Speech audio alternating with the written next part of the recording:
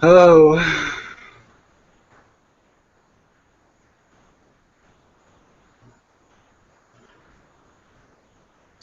I'm sorry, I am currently getting the page up to be able to see any comments that might come in. And processing. My camera is blurry. I'm sorry if this is making noise. Let's see. Okay, so uh, I was at my library today at the local university library, and there were a number of books on interesting topics that I would consider relevant to some of the issues that we're facing today, like the Masons founding their role in founding the country. I'm sorry, I'm going to end up being like pretty quiet today. I'm just kind of want to hang out with you guys, read comments. So if you leave any comments, I'm gonna check them out. See how this is listening. Okay, so all right.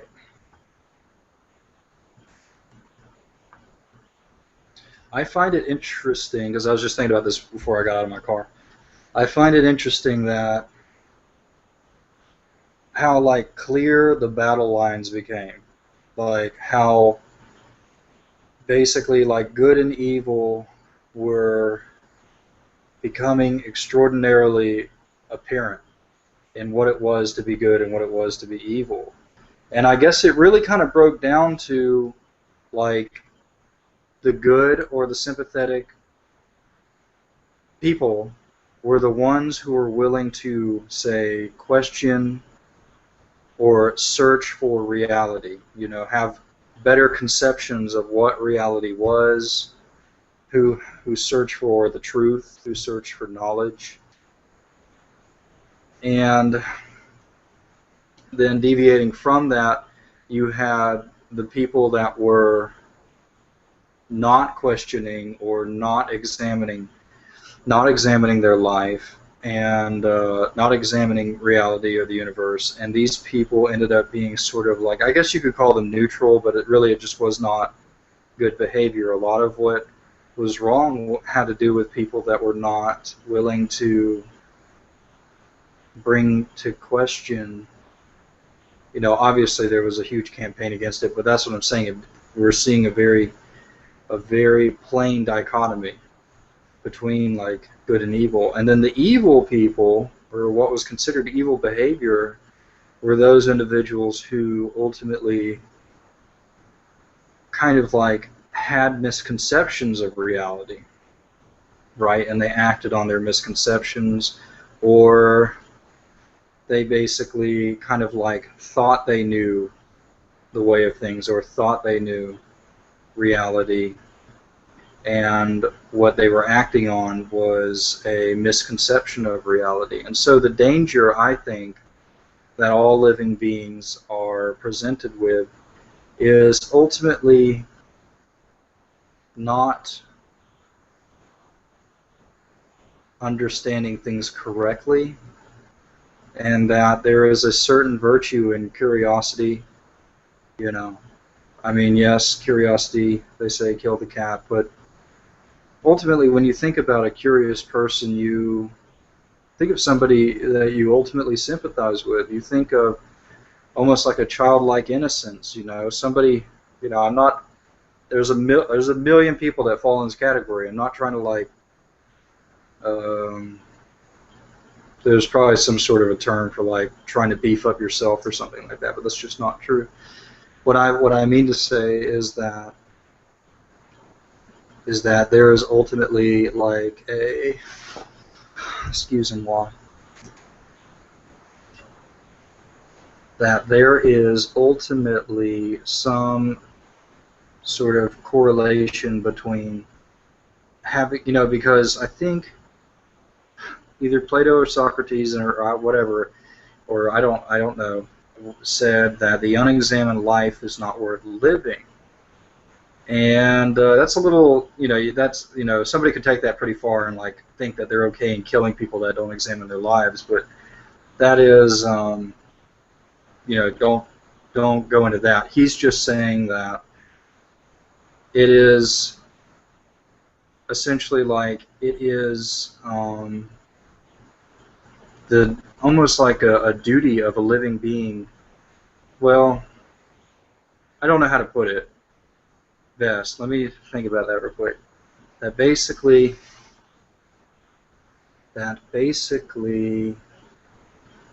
our lives, we achieve meaning in our lives by sort of examining our lives. And it's strange how by doing that, or examining reality, or having questions, you're actually not only answering that question, but your behavior begins to inclinate towards good behavior. Because that's essentially what you're doing. Like, as you come up with conceptions of, build better conceptions of reality, you're coming to influence the way you conduct yourself in the world. And a lot of people, or whatever, that there's basically this problem in ethics and moral philosophy, which is like you cannot derive an ought from an is. So that basically, like, given a scientific examination of things, at no point will you sort of derive like this law or this like moral philosophy. You'll never be able to be like, I'm scientifically examining things and that means that I ought to do something. Instead, it seems to be phenomenal of examination. So what I sort of say is like, as you come to say grasp, or as you come to have philosophical wisdom, or as you come to have the correct intellectual position, it will influence your behavior. It's just like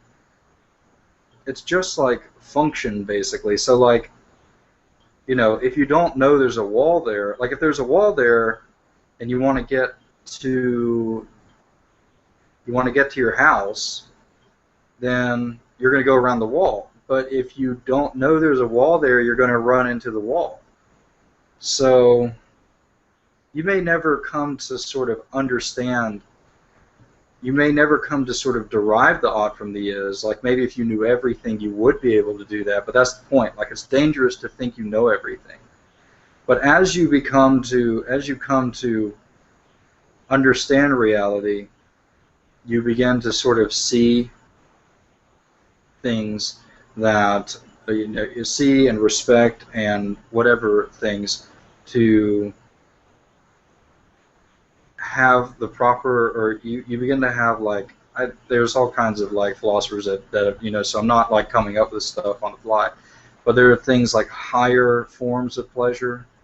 Like people say, like it's sort of like a higher form of pleasure to come up with some kind of like a mathematical formula, or like listening to a certain like beautiful, like basically beautiful piece of art or music, and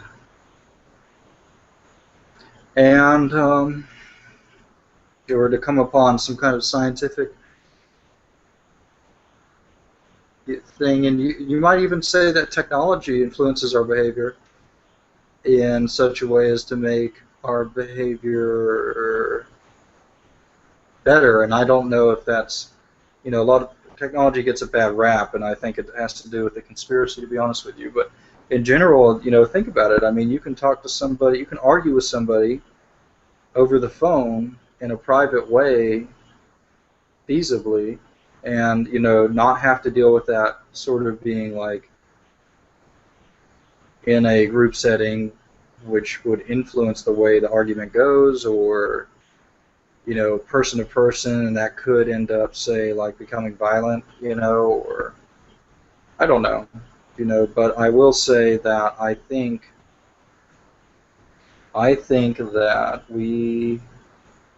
I think that behavior becomes better the more, say, wise you become. I mean, that's what wise means. So wisdom is an interesting term, because wisdom really has to do with not just knowing things, but then knowing how to act as a result of knowing the things that you know. And so wisdom is truly like, the concept of wisdom is a lot of that gap bridging of deriving an ought from an is. So let's take a look at your comments, if there be any. Nope. No big. Newsworthy stuff. Okay. Newsworthy stuff. Let's see here.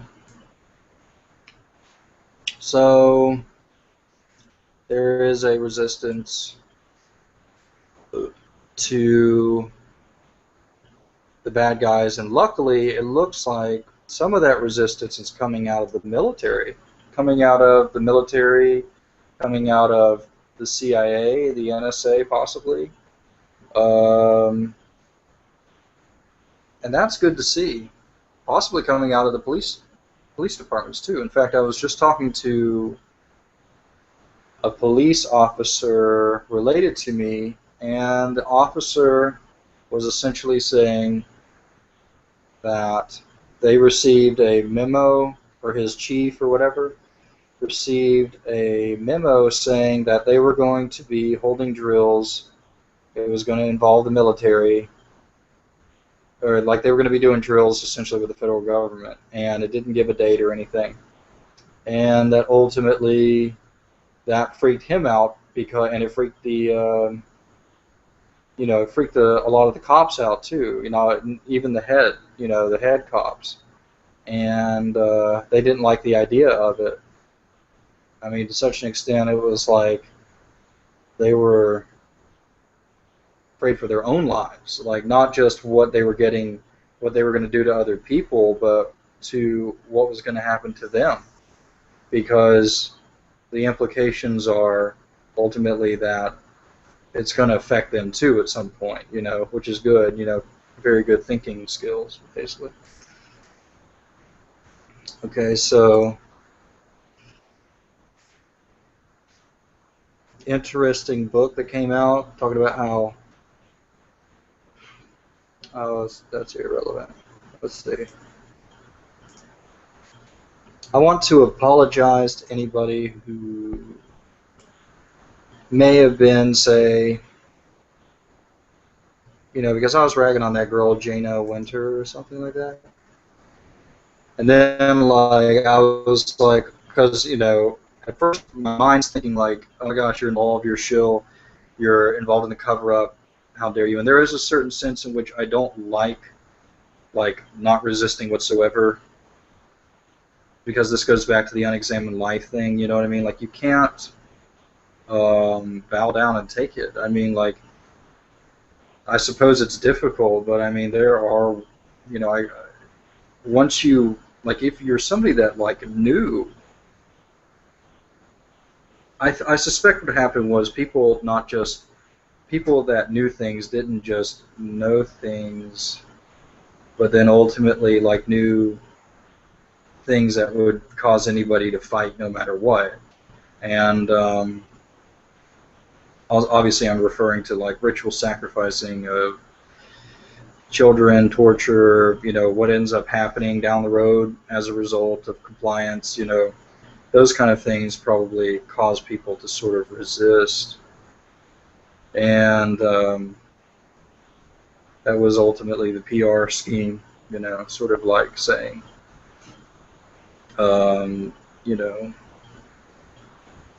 like the implications. Like, I don't understand how people don't sort of pick up on implications. I mean, when you are trading, like, people talk about national debt, or they talk about like I need to basically get loans to do things, or there is, you know, there are some people who are born into positions of power, and that there are some people who are not. I mean, the implications are what need to be like made or thought about.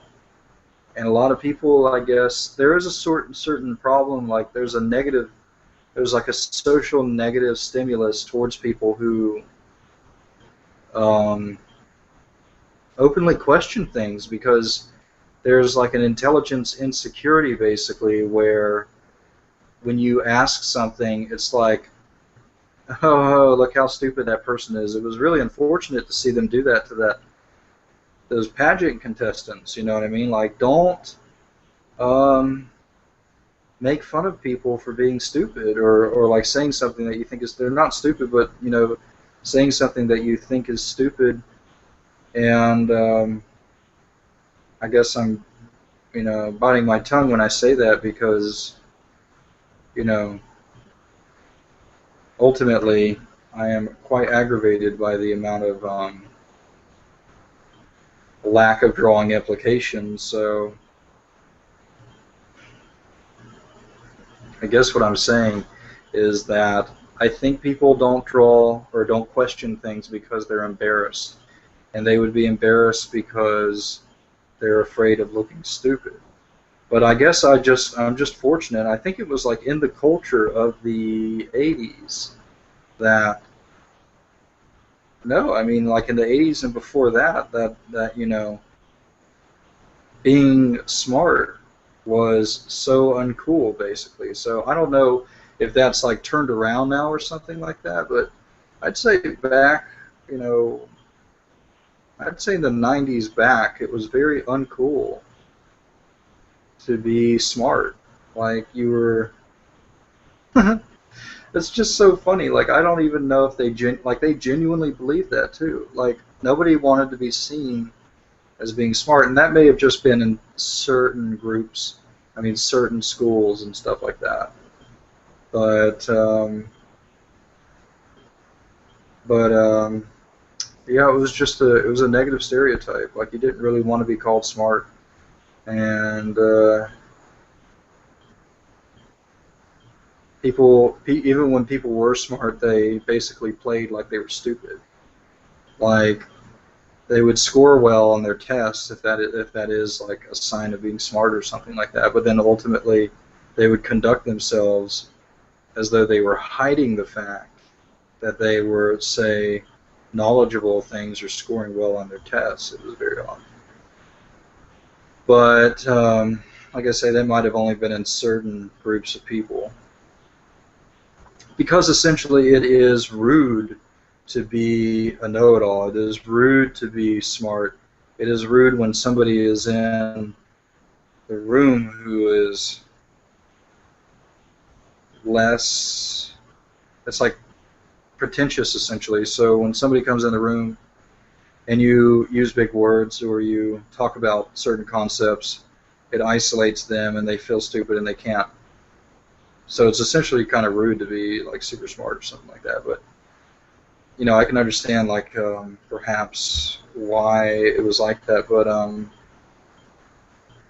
I don't know. There's probably some more profound things to sort of build off of this concept, but I'm not going to worry about it. Anyway, it's just and you wonder if you're like looking through the lens of the engineered for shittiness society. So in other words, like, are you supposed to be thrown into a group of a bunch of other random kids with no parental supervision called a public school, and then like base your behavior off of that? That's a really kind of odd thing that was not there, I don't think, in the way that it is now. I mean, for the majority of your childhood and your day. In fact, if anything, it's like perhaps the most poor way to sort of structure behavior, because um, children learning from other children. It's like learning from the most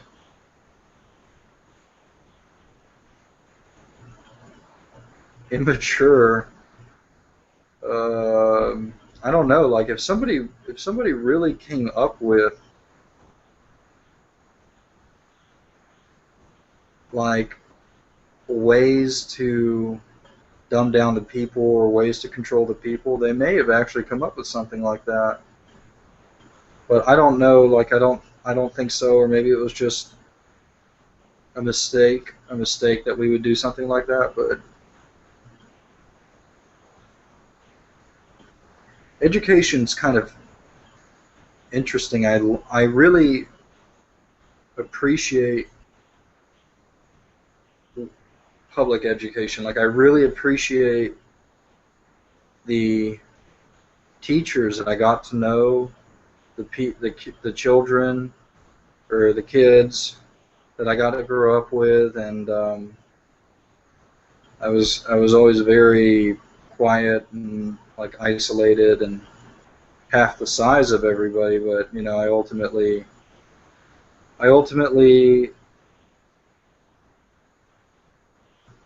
like appreciate it basically. I don't know how to say it, and I don't know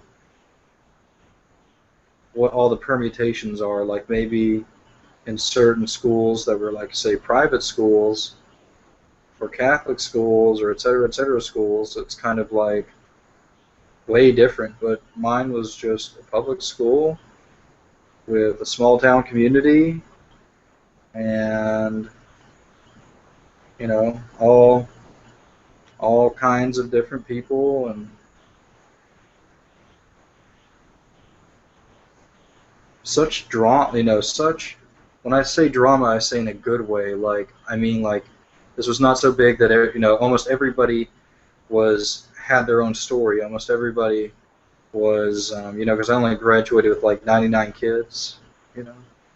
But obviously there was more than that as I was going through the school. But uh, I mean, everybody kind of had, was forced into the limelight in some sense, and I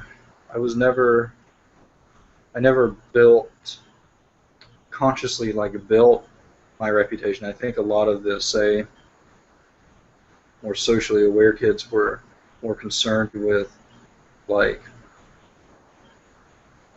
building and protecting a reputation, but I was just trying to survive basically. I was just trying to not get I was trying not to get I was trying not to do something embarrassing, trying not to get caught in a situation that would cause me physical harm. So, there was no, like, the emotional harm was already, 100%. I really appreciate, like, at least my upbringing, at which point I just have, like, I was in a nothing to lose kind of state. I was not, say, unpopular. I guess I was just kind of like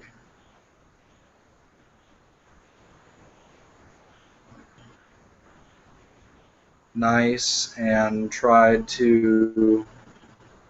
Everyone knew I was smart, even when I didn't make good grades and stuff. It was like they knew I was intelligent or they knew I was smart. They would come to me for like answers, and like even if I didn't know the questions, I'd be like, I really don't know. But there was always a sense in which everyone just kind of assumed I was smart, and even the people that were assumed to be stupid were making better grades than me. And I think even some of my teachers were just sort of like giving me good grades, like even though they knew I didn't deserve them, and it was really weird. And I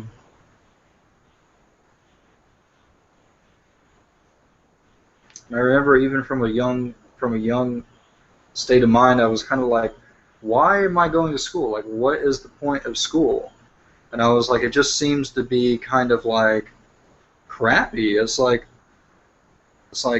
all I do is I go here and I essentially get negatively stimulated throughout my day, and I end up having to do stuff that makes no sense to do, and if I don't do it or I don't do it correctly, then I get like extremely negatively stimulated by the people that I love, my family, my parents, whatever. It made no sense to me when I was a kid, so I don't know.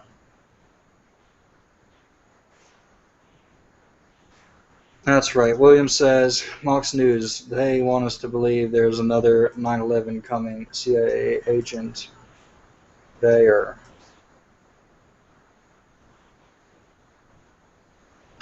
That's interesting. All right. Will says, you're a loner like the rest of us weirdo internet users. Haha. That's true. That sort of behavior is on the rise, though. I mean, like, I think it was like really kind of like total abandonment of my reputation and devil may care when I was like, I was just like, fuck it, I'm gonna start making videos. Like, I know that the implications are bad. Like, they're like bad. It's kind of like you're a quote unquote loser and you're uh, like what sort of shitty life must you have to like put videos on the internet about conspiracy theories? But I was just like, I knew the problem, and I was like, fuck this, I'm gonna do it. And I don't know, I just really kind of like, but it happened before that. I mean, basically what ended up happening was, I know this is like a super egotistical broadcast where I'm just talking about myself, but I kind of like talk about myself in this way of essentially trying to like reach out to people who may be going through what I'm going through, or maybe just sort of convert people into what I find to be reasonable positions. So anyway, like I basically, I basically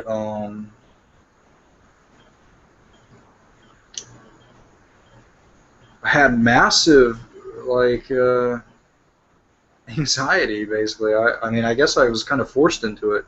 I was just like, what is going on? What is this world? These two typical questions. What is it to live? What is it to die? And et cetera, et cetera. And, I didn't run to drugs, and I didn't run to, I guess I didn't even have the option of running to, like, other people. And I was obviously like majoring in philosophy, so I had access to sort of like attempts to answer these questions, and it just really concerned me. And then like I just started learning what the answer was, and I sort of started having this social disconnect, where I was like, okay, society seems to be totally insane, like it was a problem. Like I was actually like meeting people, and no matter how much I tried to like to give the illusion that I was a normal person, where I was like, hi, how are you, or hi, how are you, when I shit, I just said my real first name. I'll have to delete this damn broadcast. Okay. Anyway, I ultimately, yeah, I'm gonna end up deleting this one, so that sucks. Damn. Okay. Anyway, like I said, like I would say those things, and what they saw, what they could tell, I mean, because they're not stupid, is like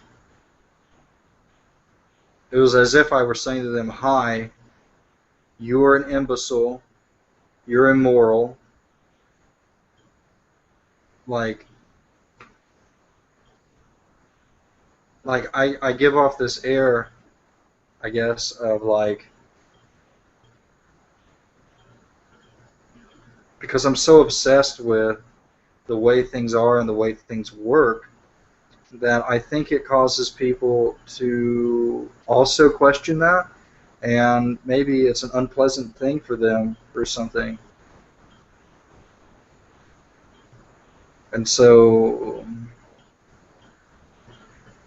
people don't like me because it feels like work to like even contemplate the way that I think or something like that. I don't know.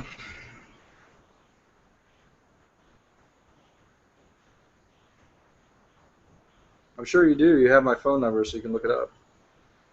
Let's see. Killop says, "Hey there. Been a while. How are you been? How you been? What's your thoughts on the Obama issues, global terror threat?" I really don't know. I feel like William kind of put that out there for us. So William says, Fox News, CIA agent BAER, quote, they want us to believe there's another 9/11 coming. So if I had to speculate, and I don't want to like screw anything up, I don't know. I mean, I don't understand. I just feel, never mind. I just feel like that's kind of like the answer. So so the question of like, are they worried a terror attack's coming? The question becomes, are they the ones that's going to do the terror attack?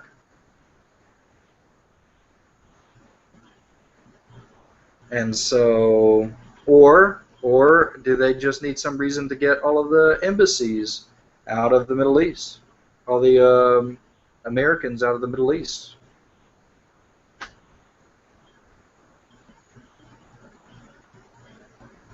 But I will say it's kind of interesting that the day before that happened, Israel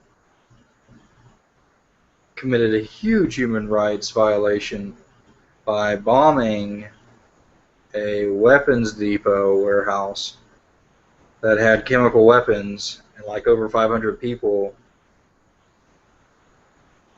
probably innocent people, got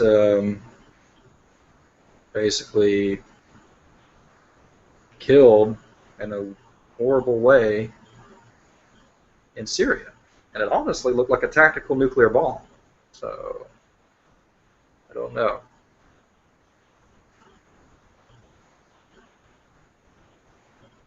So maybe that happens, and I go ahead and think about it. So if Israel does that, and then all of the embassies empty out of the U.S., I mean, all of the U.S. embassies empty out of the Middle East. That's what they were worried about, some sort of retaliation on America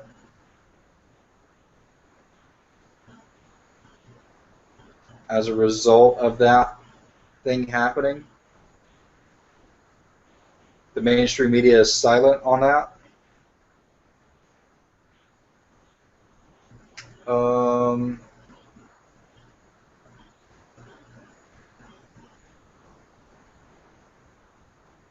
where's that going?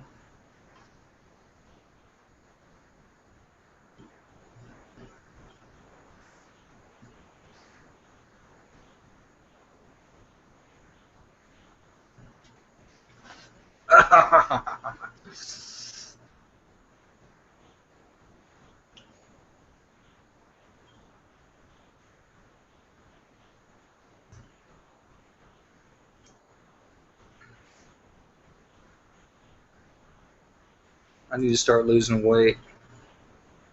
I'm looking at a recording them myself right now because there's like a delay when I look at the screen for your comments.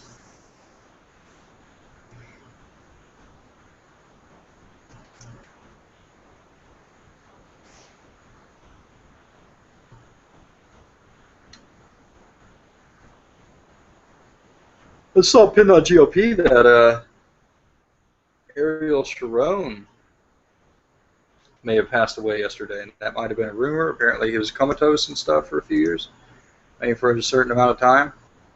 I guess he might have passed away, and I mean, the guy was pretty racist.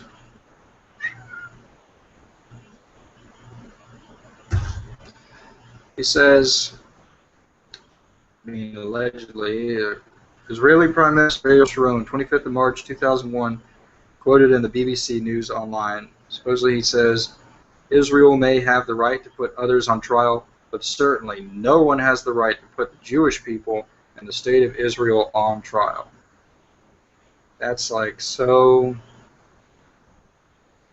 That's somebody who unfortunately has been either disinformed or, you know, like, I don't know. I mean, how does somebody... It's like a parrot, basically. Maybe they've got used to thinking that sort of way, that sort of racist way. It's such a problem to, like, think you understand things when you don't. I mean, at least examine your claim. You know? What does that even mean? What are the implications? Do you like that? Is that the kind of...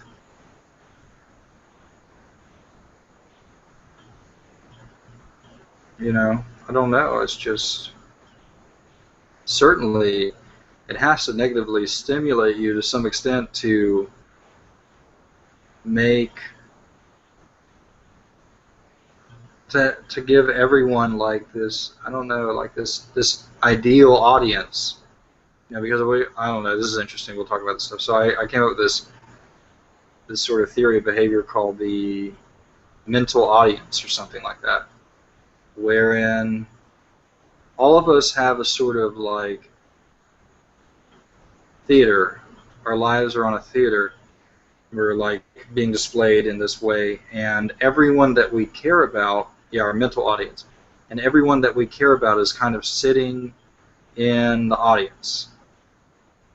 And the way we conduct ourselves and the way we act and what we like about our lives consists of those people in that audience. And this is anyone from like people you respect in your local community to celebrities or characters, you know, characters even, you know, like Bugs Bunny or whatever. And they're all back there in our mental audience. And we care and we think about how they think about what we're doing. And yeah, you're going to make some people mad, but ultimately what embarrasses you or whatever, it's kind of like our rational mind acts off of the expectations of that audience. And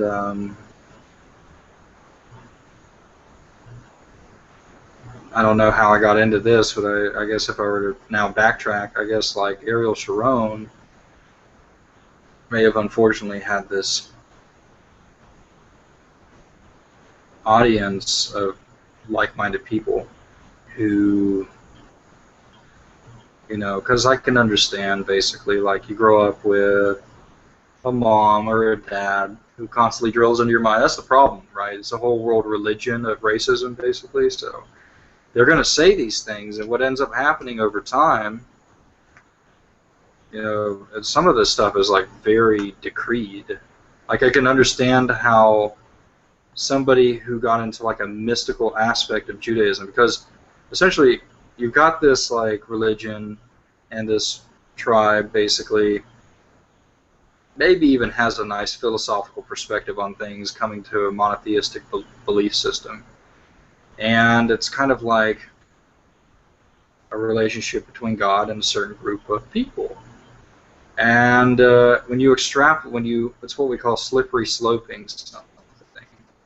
If you slippery slope that, or you cascade that scenario, or you go into like a mystical aspect of what that is, it basically becomes a very racist thing. So it's like, wait, there's something where our people are race as opposed to other people, and God had this relationship, which is like the entire meaning of existence, and like we must be God, basically. We must be gods, and the other people are not, and the way we express that is to like really kind of like destroy and like mutilate and hurt other people.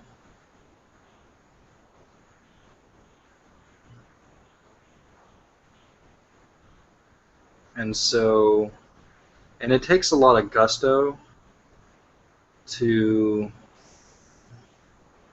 defy that audience, right? So let's say Ariel Sharon had an audience full of people who, after millennia of having this belief system, racist doctrine belief system,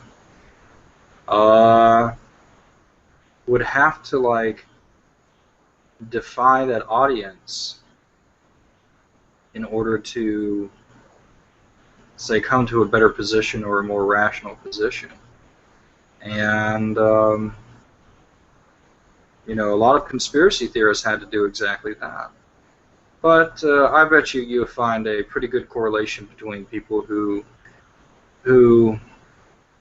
are conspiracy theorists or who became conspiracy theorists, and something in their life made them just generally distrusting, of other people. Because I think there's some kind of quote like the problem with the world, or like war, war and whatever results from obedience, and not from disobedience.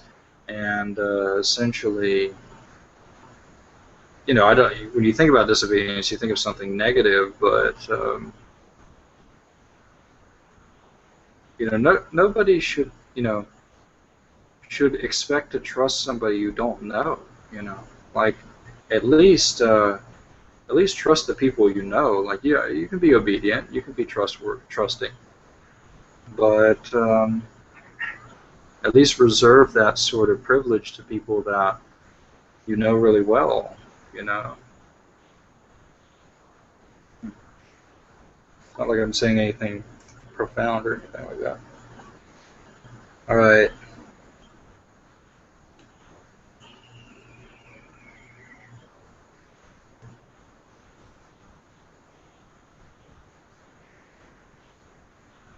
Osama bin Laden died in December 2001. Fact. Yep.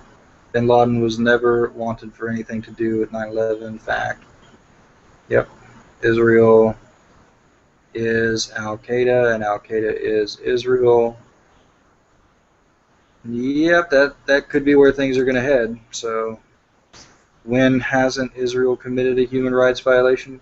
Israel today is everything Germany is alleged to have been.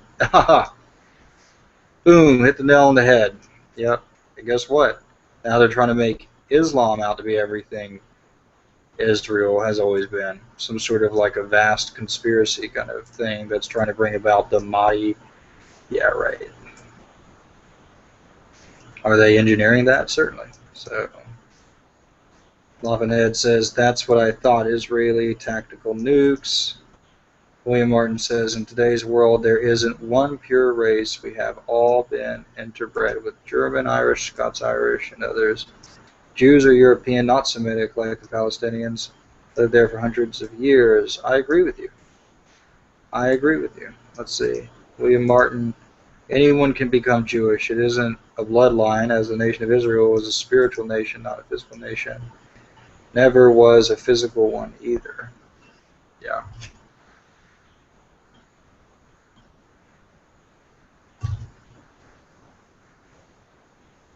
Oh. Oh yeah.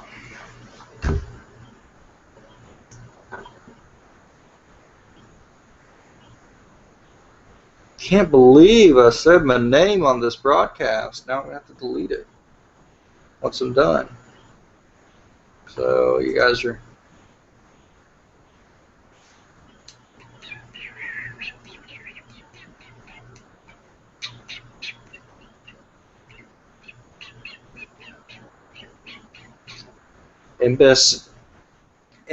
HSBC closing diplomatic accounts. HSBC, this is on Drudge actually, bank reportedly asked more than 40 diplomatic missions to close their accounts as part of a program to reduce business risks. So that's pretty interesting. Kind of watching the world like turn around upside down. Chicken Bob Schwa. Let's see. Oh, you guys should be very, at least, intrigued by, say, having been a part of this process. For better or worse, at least intrigued. Just like the philosopher said, the unexamined life is not worth living. Hey, at least you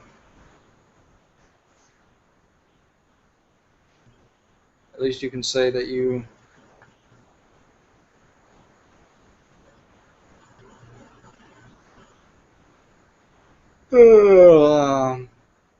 you tried to at least connect with the reality. Let's see, most interesting. Ooh, USAtoday.com. FBI allowed informants to commit 5,600 crimes. Crimes. Okay, these are not necessarily operations. So the informant is always getting bailed out. Really scary.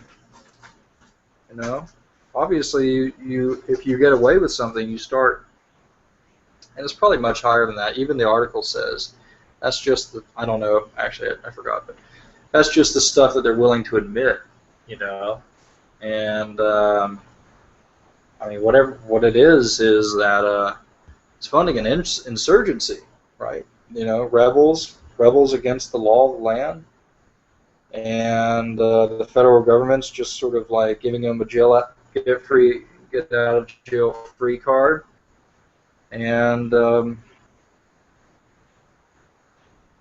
then they go and they apparently, not necessarily do any good, for the country. That's debatable, but I mean, they're already criminals, so what are you doing? At least go and get an upstanding person to portray themselves as a bad guy. Like, don't go to the criminal and get him off. And there's something wrong with that, Like, if you want to infiltrate. But don't work with the criminals, dude. Like, otherwise, what's the point of the law? At least let the criminal do his time, and then go to the criminal. You know what I mean? Anyway, it's just real fishy.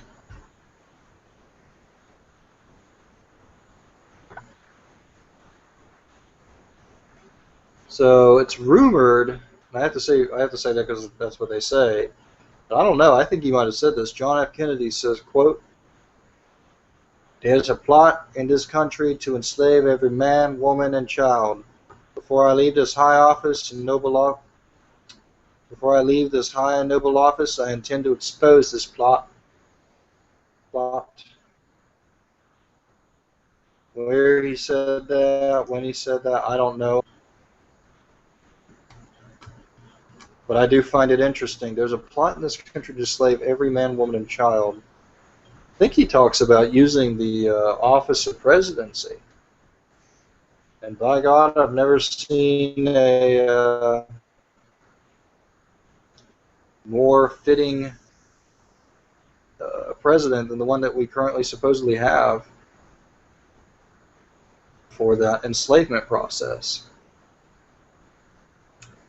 Martin Luther King says, quote, "I've told the kids in the ghettos that violence won't solve their problems, but then they ask me, and rightly so, Why does the government use massive doses of violence to bring about the change it wants in the world?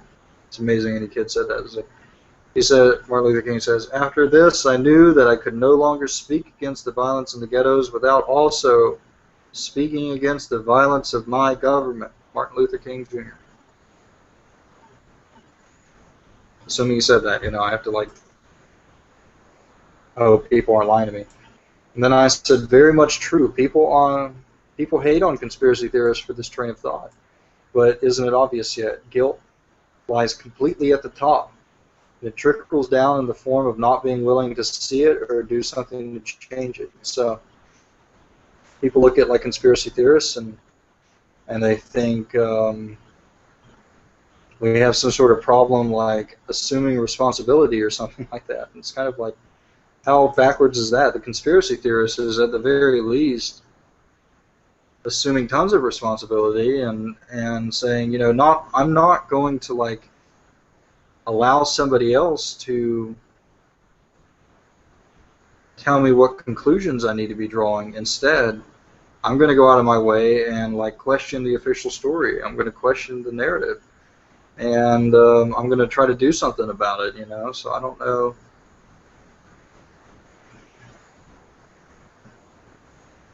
Well, let's just say that.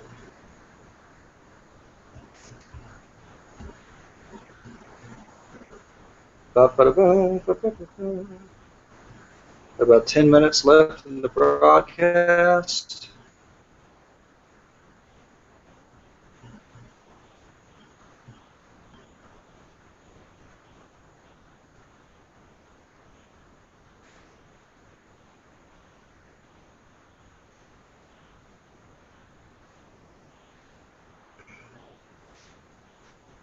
I mean, something's got to be going on. Whenever you see, I mean, because, how do conspiracy theorists reconcile the fact that the mainstream media shills, and yet the mainstream media is doing things that we agree with, right? So what you begin to sort of formulate is the damage just that bad? The mainstream media has to report on it. Or is there a rebellion going on, and we're watching an invisible sort of war take place? And I guess that's the official right there, which is good guys who were in positions of government or power, basically the whole like white hat sort of thing, is a reality now. So, like, there's all these white hats kind of going against the cabal. And we're watching that play out. That's almost certainly what's going on. So,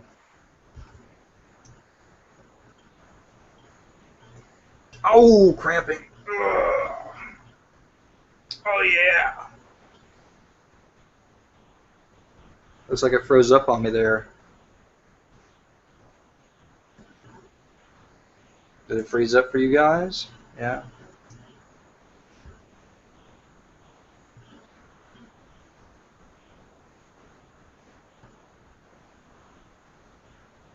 Oh man, I will say that I'm just getting really sick and tired of the current paradigm. Would love to introduce a paradigm shift. Would love to sort of escape the bondage that comes in the form of society and I not getting along, basically. And I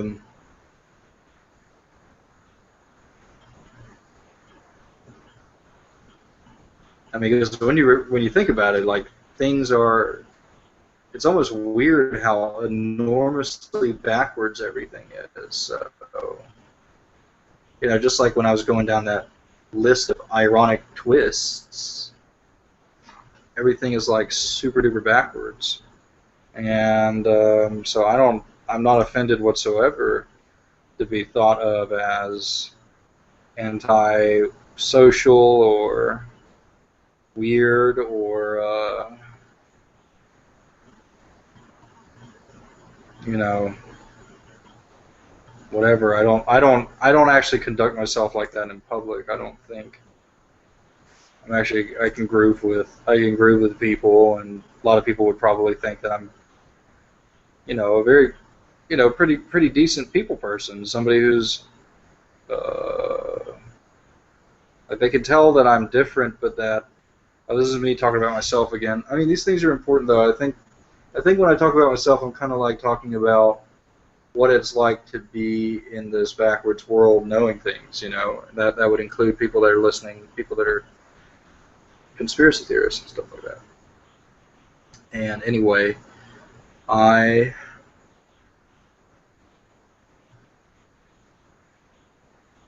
can't remember what I was talking about.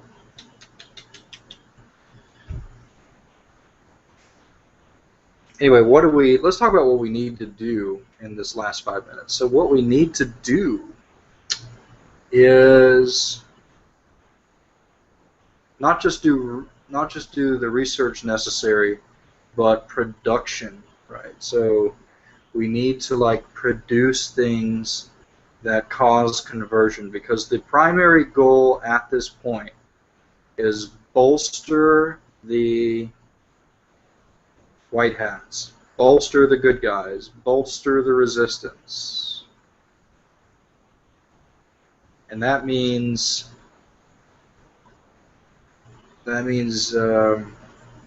basically counter propaganda, which is luckily, I don't know how, but all of a sudden my game making program is no longer glitching like a mother, and I'm able to actually work on it without stuff like cramping up and freezing up on me. So I want to knock that sucker out. I know, like, no matter what's going to happen, when I knock that sucker out and that kind of gets out there, that'll be fun. People will turn it on, turn to it, get a little education going on, you know.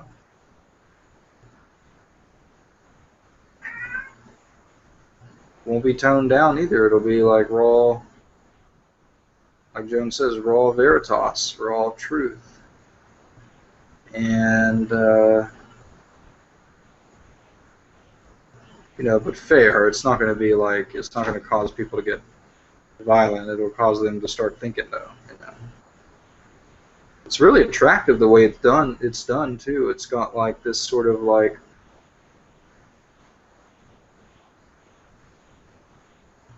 it's got like a very positive sort of stimulus thing. Like the characters, you actually feel like you're in love with the characters and stuff. And I'm actually saying, I mean, like when I made it, I wanted people to like feel. I wanted them to like feel like they could really, because the original Deus Ex really kind of did that. They kind of like made you fall in love with the characters you were running into, because you kept seeing them throughout the game in random ways. And I wanted to like capture that again.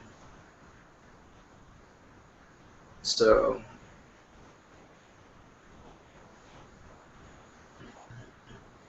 okay. Got about 2 minutes left. Call it a night, and then I unfortunately have to delete the video.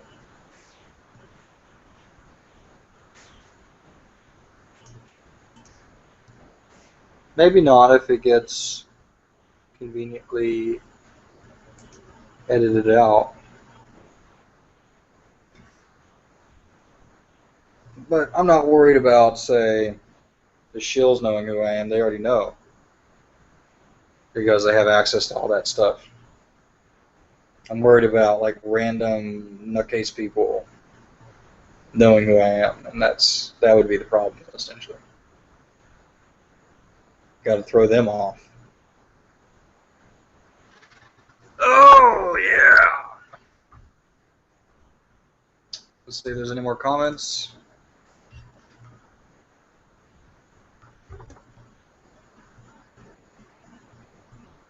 Mm, no?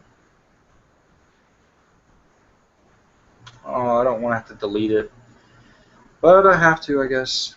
A very good night to everybody. I will see you in time.